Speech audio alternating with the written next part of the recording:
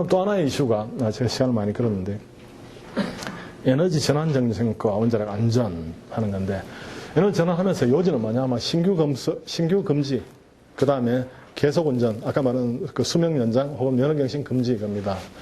그래 되면 어떻게 되느냐 하면 원자력 그 발전소를 운영하면서 건설 운영하면서 상당히 부품 같은 게 많이 들어가지 않습니까? 계속 새거로 개비해주고 하는 그런 업체들이 새거 안 하면 그 일을 할 이유가 없어지잖아요. 그 다음에 계속 운전 안 하면 또 뭐 앞으로 희망이 없는, 좀 있으면 이제 그만두는 거니까 사양으로 가는 거죠. 그러다 보면 어떻게 되느냐면 발전소 운영하는 데 있어서 필요한 그런 부품이나 이런 것도 조달하기가 점점 어려워지는 겁니다. 그리고 뭐 외국에서 비싸게 사오든지 뭐 이런 문제도 있고, 그 다음 뭐 종사자들의 사기제화. 그래서 여기 나온 것처럼 이런 그 공급망 붕괴로 인한 보수 유지 안함, 뭐 이건 그 다음에 종사자 사기제화, 그 다음 또 인력 양성으로도 예를 들어 옛날에는 뭐 좋은 취직 자리였는데 이게 좀 있으면 없어진다 이렇게 하면 아무래도 학생들이 적게 가겠죠. 그런 식으로 해서 결국은 장기적으로는 이게 잘못하면 관리 부실이나 이런 걸로 이어질 수가 있어요. 그런 우려들이 좀 생긴다 이 말씀을 드립니다. 그 다음 이거는 누군 또 제가 하는 말을 또 엉터리라고 할 수도 있겠으나 그죠? 확인해 보시면 되는 겁니다. 여러분들께서. 반대로 이런 거 많이 있습니다. 여러분들 제가 뭐라고 이야기하면 안 되는데 어느 뉴스에 보면 후쿠시마 사고 이러면 이거 혹시 뉴스에서 보신 적 있을 겁니다.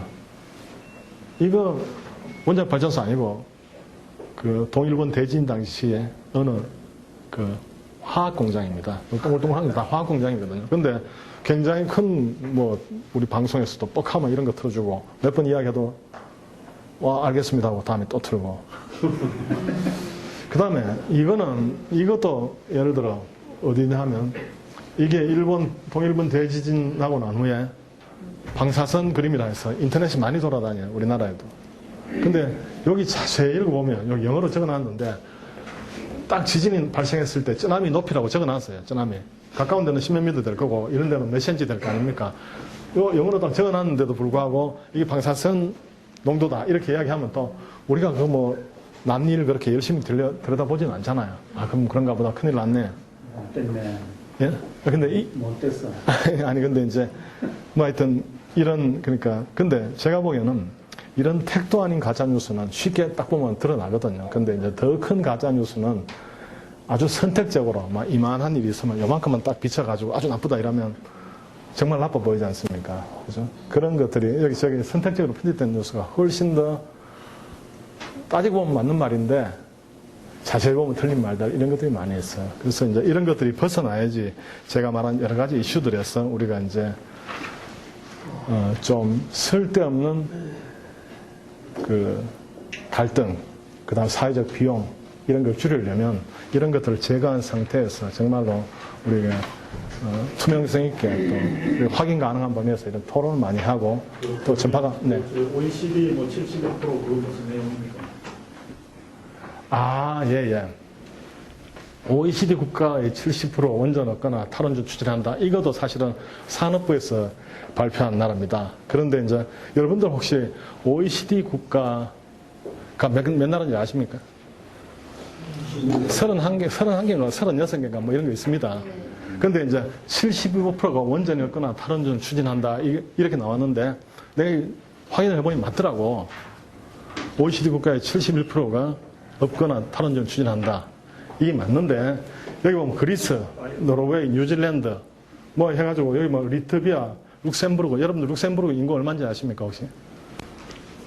뭐 200만 아니 몇백만 수준입니다. 몇십만 여기 보면 몇십만 나라도 있고 여기 저 아이슬란드, 아일랜드 뭐 이래가지고 여러 나라들이 들어가 있습니다.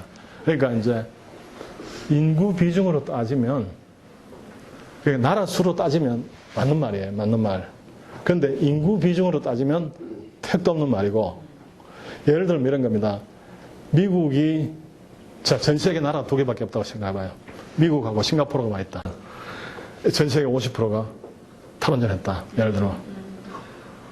근데 따지고 보면 틀린 말은 아니거든요. 그러니까 이런 것도 상당히 이제 편집된 뉴스라고 볼 수가 있죠. 그래서 이제 인구 비중으로 보나 아니면 예를 들어 또 하나는 일반적으로 보면 이제 부자 나라들이 많이 해요. 그러니까 GDP로 가중을 해볼 경우는 또 비율이 더 높아져요. 그래서 이제 이런 것들이 저는 선택적으로 굉장히 편집된, 그러니까 맞기는 맞는데 알고 보면 틀린 그런 뉴스 중에 하나다. 저는 그렇게 생각합니다. 물론 그거 달리 보는 분도 있습니다. 마지막으로 이제 지역과의 상생, 이 부분은 사실은 이제 이건 어떤 사회과학적인 그런 요소입니다. 그래서 제가 말씀드릴 수 있는 건 아닌데, 왜 이제 제가 이제 일반 시민들을 만나면 왜 여기다 짓느냐, 이렇게 많이 짓느냐, 이런 이야기를 합니다. 근데, 기본적으로 원자력 발전소 부지를 선정할 때는 극심한 자연재해 위험을 피하는 겁니다. 그 다음에 대량의 냉각수 확보 용이한 지역, 그 다음에 저밀도 인구 지역, 송전이 용이한 지역 이런 겁니다. 근데 우리가 이제 1960년대, 밑에 두 개는 요즘 와서 다른 이야기인데, 옛날에는 60년대, 70년대 입지를 선정할 때를 보면 우리가 서해안은 간만의 차가 크거든요. 간만의 차가 크고, 그래서 물을 땡겨 쓰는데 불편함이 좀 있고, 그 다음에 바다가 얕으니까 우리가 온배수라 해서 바다 원자력 발전소 물은 약간 따뜻해집니다. 그걸 갖다 버리면 바다가 얕으면 온도가 올라갈 거 아닙니까? 그죠? 바닷물의 온도가. 바닷물의 온도가 1도만 올라가면 물고기들은, 거기 사는 물고기들은 뭐 이삿짐이 있습니까? 뭐가 있습니까? 그냥 다 이사 가버리죠. 그죠? 해양 생태계가 바뀌는 겁니다. 근데 동해안 같은 경우는 조금만 나가면 1000m씩이 되니까 온배수가 있어도 온배수 영향이 없는 겁니다. 그런 것 때문에 이제 동해 쪽으로 많이 몰려 있거든요. 그게 영국 같은 경우는 그래서 이제 이렇게 선정이 됐고, 그 다음에 저는 생각에 고리를 옛날 당시에 선정할 때, 제가 부산에 오래 사신 분한테 물어보니까 옛날에 동네에서 고리 가는데 3시간, 4시간 걸렸다 그러대. 불과 20년 전에까지. 그러니까 이제 사실은 이제 그 당시에는 부산으로 보기는 힘든 굉장히 먼 지역이 있고, 우리 그 선배들이, 우리 조상들이 이렇게까지 대한민국이 빨리 발전해가지고 부산, 울산이 이렇게 하나의 그 광역권으로 이어져 버릴 줄은 몰라. 결과적으로 그렇게 돼버린 거 아닙니까? 그죠? 그래서 이제 이 지역에 계신 분들은 어쨌든 간에 소위 말하는 이제 그 발전소에 인접한 그런 광역이 돼버린 거죠. 자, 근데 이제 보통 송전에 관해서는, 그럼 저는 미국이 어떤가를 봤습니다. 미국에 옛날에 발전소 뭐 많을 때는 120개씩 이래 있었는데, 미국이 굉장히 넓은 나라인데, 미국도 보면 대략 대도시에서 한 80마일 안에, 80마일인가, 그러니까 우리 같으면 160, 70km 안에, 150km 안에, 미국 인구의 한 70~80% 정도는 사는 것 같아요. 그 역시 송전 비용, 결국 송전탑 쌓으면 돈이 드니까, 결국 또 그런 요소들이 있다는 겁니다. 그 다음 참고로 이거는 이제, 그 고리, 우리가 말하는 고리 발전소, 우리 여기가 길천이고, 그 다음에 고리 1, 2, 3, 4, 그 다음에 아산 넘어서 1, 2 있고, 이제 개천 건너서 신고리 3, 4, 5, 6이 있다, 이런 겁니다. 그래서 이런 게 많이 모였는데, 제가 이제 길천리에 주민들 만나서 물어보면 정말로 이제 그 안전 문제에 대해서 두려워하시냐, 이러면 평소에 아무 생각 없이 잊어버리고 있다가 무슨 이제 비리나 아니면 무슨 외국에 사고 났다 이런 생각 들 때마다 사실 그런 위험하다는 생각을 들 거 아니에요. 그죠? 그런 부분이 있고. 그 다음에 이제 그 경제 사회적 제약에 따른 기회 상실. 그러니까 옛날에는 발전소 인근이 전부 다가 실은 그 그린벨트로 다 묶여 있었고, 최근에는 이제 풀렸지 않습니까? 그래서 이제 뭐 풀려가지고 마음대로 할 수 있는 것 같은데, 현실적으로는 보면 거기다가 뭐 어린이 놀이공원을 짓는다. 별로 그렇게 잘 될 것 같지 않잖아요. 그죠? 그런 현실적인 제약이 있는 건 사실이지 않습니까? 그래서 불안감에 대한 거, 이제 사회적 기회 상실, 이런 것들이 있습니다. 그래서 이제 이런 것들 때문에 우리 과거부터 이제 발전소 주변 지역에 대한 뭐 법률 이런 것들이 쭉 있어 왔다는 겁니다. 근데 이제 이걸로도 여전히 이제 그 지역에서의 불안감이나 어떤 갈등 요인들이 다 없어진 건 아니죠. 그죠? 그래서 이제 결국은 상생하려면 어떻게 되느냐. 원전 사고 만약에 사고 나지 않아야 되고, 만약에 사고 난다 하더라도 원전 부지 밖으로 파급되지 않을 만큼, 그러니까 그 안에서 다 맞게끔, 그죠?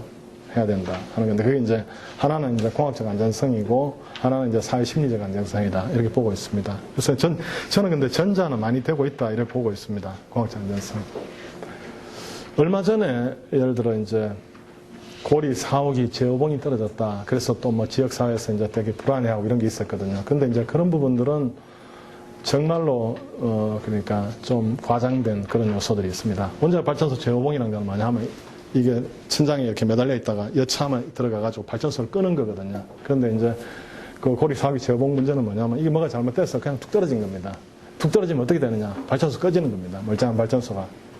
그죠? 근데 발전소, 이제 저처럼 그 원자 안전성을 전문으로 하는 사람이 볼 때는 뭐가 잘못돼가 제어봉이 떨어졌다? 그러면 달리던 차가 승가하고 똑같은 거거든요. 그럼 훨씬 더 안전하거든요. 안전해지는 거예요, 결과적으로. 근데 문제는 이게 들어가야 될 때 안 들어가면 이게 정말 위험한 겁니다. 근데 이제 이게 제어봉 같은 경우는 우리가 고장 안전해가지고 고장 나면 안전한 쪽으로 가게끔 해놨어요. 여기 제어봉은 들어가는 게 역할인데 제어봉은 기본적으로 어떻게 하면 전자석으로 매달아 놓습니다. 그리고 제어봉에 전기로 구동하는데 만약에 정전되면 어떻게 할 겁니까? 걱정되잖아요. 정전되면 전자석이 어떻게 돼? 떨어지니까 정전되면 발전소 꺼져버리는 겁니다. 이런 이제 고장나면 안전한 쪽으로 가게끔 해놓은 거거든요. 그래서 예를 들어 우리나라 원전에서 고장 사고가 전혀 없다라고 할 수는 없는데 대부분의 경우에는 그런 고장들이 안전성 측면에서 보면 오히려 그냥 잠시 잊어버려도 되는 그런 상태로 가는 겁니다. 한수업만 손해를 보는 그런 거죠. 근데 어쨌든 간에 우리가 이제 그런 일상적인 거 말고 우리 이제 후쿠시마 사고나 이런 큰 그 사회적 자연재해가 왔을 때 그런 때도 충분히 안전하게끔 해야 된다. 공학적 안전성. 그건 너무나 당연한 거고. 근데 저는 거의 이제 후쿠시마 후속 조치 뭐 등등 그런 걸로 인해서 아주 극한재해에 대해서 우리가 대비를 많이 하고 있습니다. 그 다음 또 하나는 이제 지역 주민들하고의 소통, 주민 참여 이런 걸 강화하면 좋겠다. 저는 왜 이제 우리 늘 하는 이야기지 않습니까? 늘 주민 참여 강화하면 좋겠다. 열심히 들여다보면 좋겠다. 이런 이야기 하는데 그거에 대한 가장 큰 예가 뭐냐면, 한수원 직원들, 제가 부산대학에서 보면 학생들이 한수원 되게 가고 싶어 하는 좋은 직장입니다.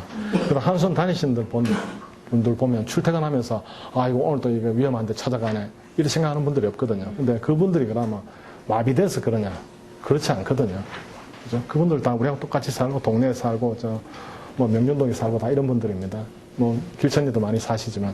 그분들이 결국 맨날 보고 듣고 하니까 이게 충분히 안전하다고 생각하기 때문에 그런 거거든요. 그런 면에서 이제 충분히 나는 주민 참여를 많이 보고 많이 하고 또 의견도 내고 이렇게 하면 훨씬 더 이제 그 갈등을 줄이는 거다 하는 거고.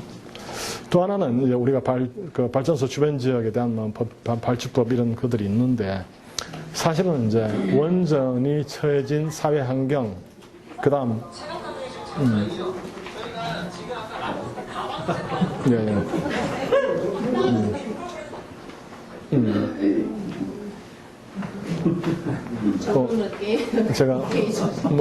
제가 무슨 이야기 했는지 모르겠는데 하여튼 이제 환경이 계속 바뀌고 있습니다. 발전소도 바뀌고, 그 다음 주변 환경이 많이 개발되고 있지 않습니까? 그 다음에 또 이제 발전소를 이제 그만 운영하고 또 이렇게 폐로하기도 하고. 그러니까 거기 따라서 주민들의 요구나 이런 것도 또 달라지거든요. 그래서 이런 걸 좀 전향적으로 미리미리 시의적절하게 반영을 해야 된다 하는 거고.